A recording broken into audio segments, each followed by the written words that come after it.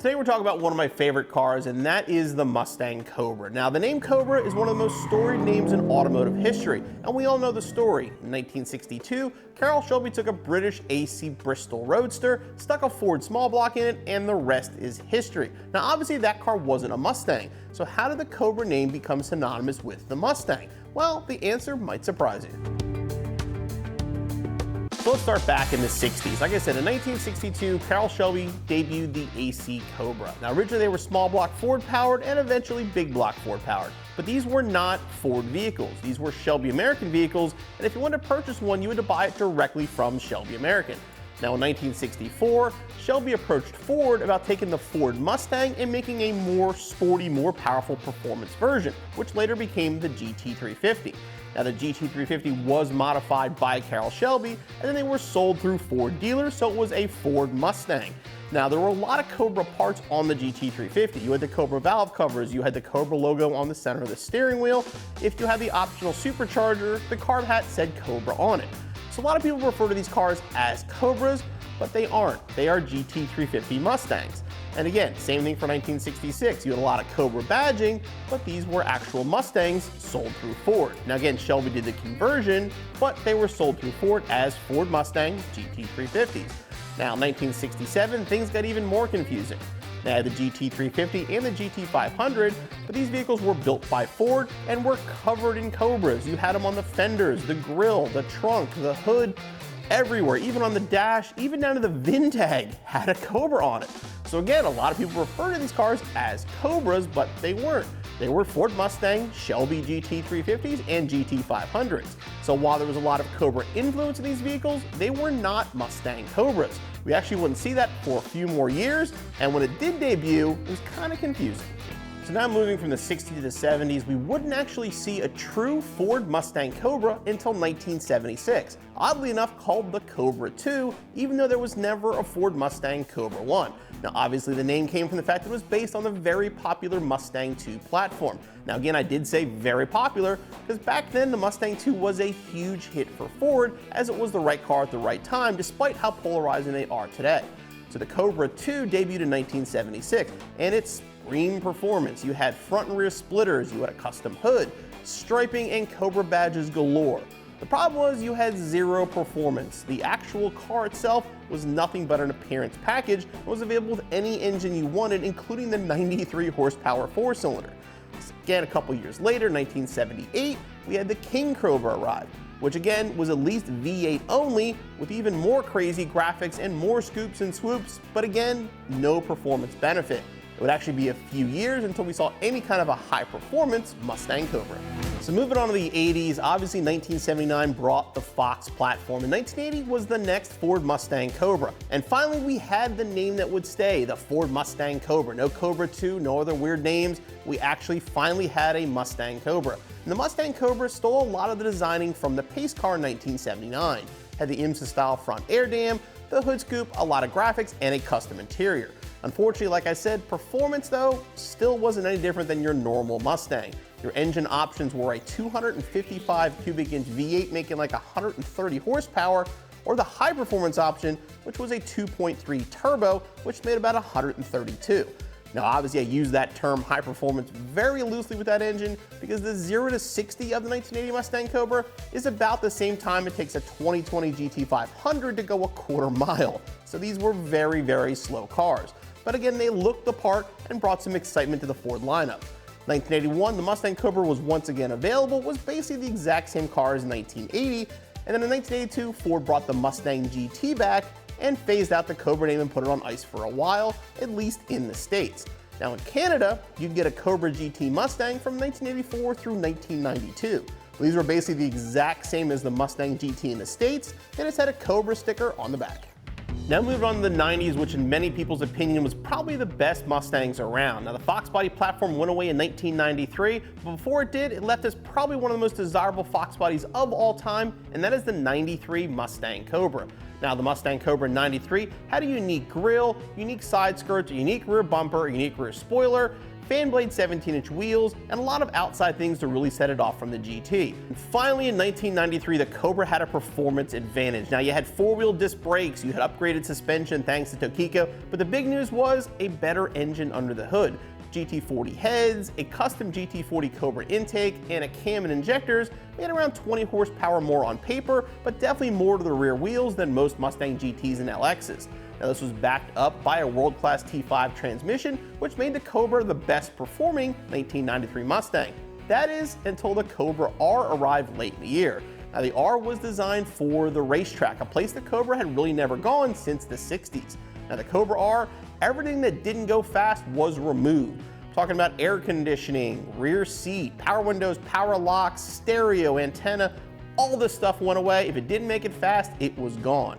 The Tokikos went away and replaced by Koni adjustables, and these cars had a 5-lug swap with 13-inch brakes and tri-bar wheels, which showed things to come in 1994. The new Fox 4 chassis in 1994 and the new body style allowed SVT to take advantage and build an even better Mustang Cobra. Now, under the hood was the familiar GT40 style engine. They had to use a different intake for packaging reasons, but it made 240 horsepower and was backed by a T5 transmission. A unique front bumper, unique wheels, and coiled snakes on the fender let people know this was no normal Mustang GT. Behind this custom wheels, huge 13-inch brakes in the front and 11.65-inch brakes in the back, which were definitely large for the time. Inside, though, you also got some more luxury. Steering wheel, shift knob, and e-brake were all leather covered, and normally they had a leather interior to boot. You had a white face gauge cluster with a 160 mile-an-hour speedometer, which let you know this car meant business. And again, the new chassis allowed the car to actually handle and brake far better than previous Cobras.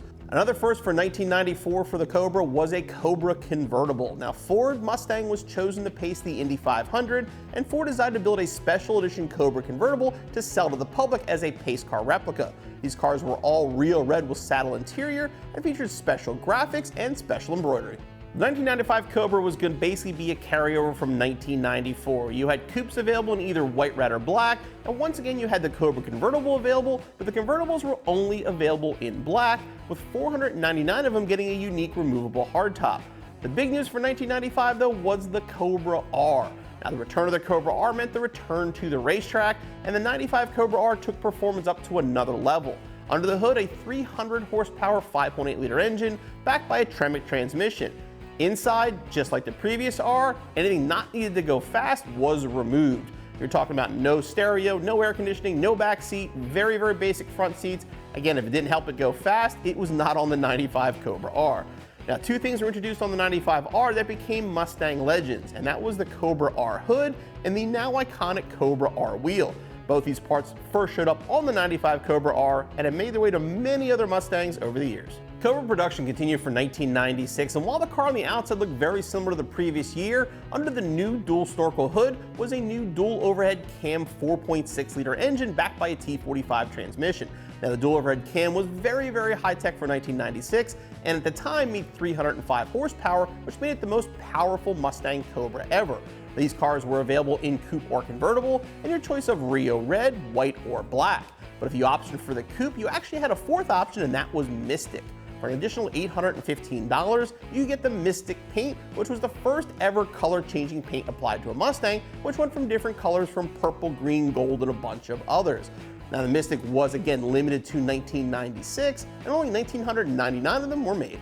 1997 and 1998 were basically carryovers from 1996. Now, 1997, you had one new color option, Pacific Green, and then in 1998, you got a new Cobra R style wheel, which was a 17x8 instead of the 17x9, and two new color options. You had Chrome Yellow and you had Bright Atlantic Blue. So 1999 brought the new Edge Mustang, which is still an SN95 with a whole new body look, and we had a new Cobra as well. Now, this new Cobra made 320 horsepower backed by a 5-speed transmission, and again had a lot of unique body pieces to set it off from the regular Cobras. It was once available again in white, red, or black paint. Now you had a new color called electric green. The one thing that was fortunate with these cars though is they were very overshadowed by their lack of performance. Now, on paper, these were a great car. You had your first time independent rear suspension, the 5-speed trans, and 320 horsepower.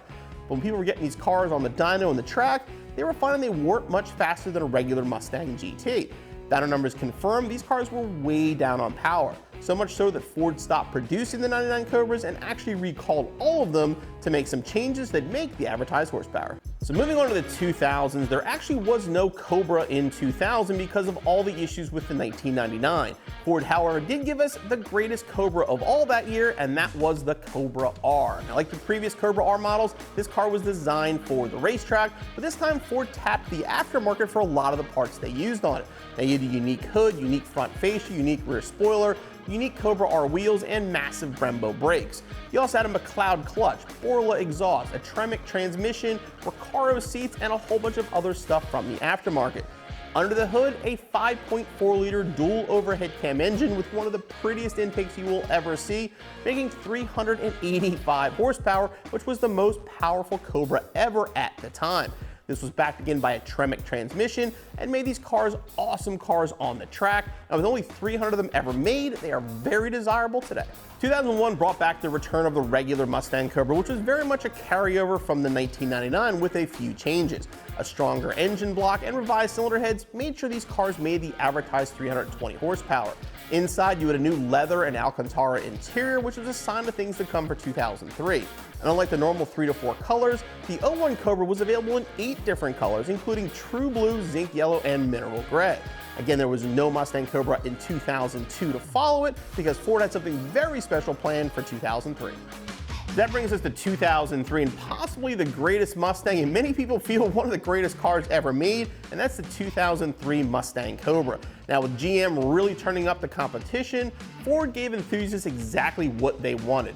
John Coletti and the team over at SVT gave us the Terminator. Now, the Terminator was a 4.6-liter dual overhead cam engine, but now it had an iron block, forged internals, and a supercharger on top, backed by a T56 6-speed transmission and a beefed up IRS. Now, these cars made 390 horsepower and 390 pound-feet of torque, but both those numbers were very underrated, and as we know, these cars respond extremely well to modifications and can make a ton more power. Now, unlike the 8 colors available the year before, the 03 Cobra was available in 10 colors, including mineral gray, red fire, and sonic blue.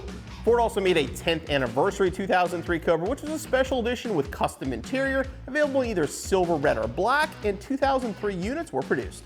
The 2004 Cobra was basically a carryover from 2003 because, again, why mess with what works? The big news, though, was the Mystic Chrome option. Like the Mystic in 1996, Mystic Chrome was a BASF-inspired paint that actually changed colors.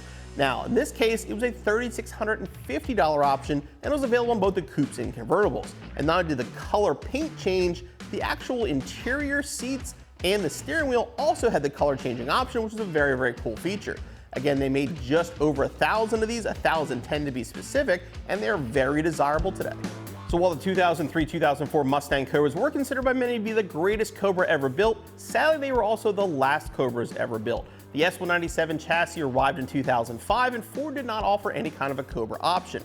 Now, the team at SVT did plan on bringing back the SVT Cobra name in 2007, but Ford entered into an agreement with Carroll Shelby to use the name Shelby, and the car was instead called the GT500. Now, if you look at these early GT500s, you'll see the name SVT all over them.